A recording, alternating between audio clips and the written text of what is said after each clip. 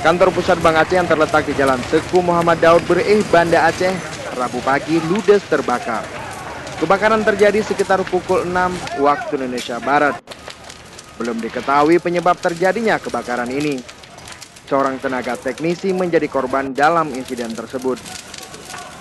Menurut sejumlah informasi yang berkembang di lokasi, sebelum terjadi kebakaran, listrik di wilayah itu padam. Bahkan terdengar letusan besar sebelum api membakar seluruh isi kantor.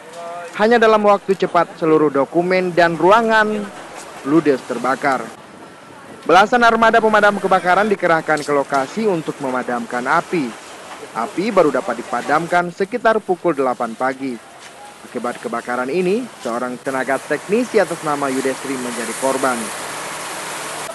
Menurut Kapolresta Banda Aceh, Kombes Zulkifli, saat kebakaran terjadi di dalam kantor tersebut hanya ada 2 orang petugas keamanan dan tenaga teknisi.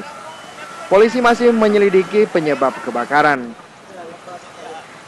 Hingga kini, petugas pemadam kebakaran terus berupaya memadamkan sisa api. Dari Banda Aceh, Riza Nasir melaporkan untuk Aceh Video.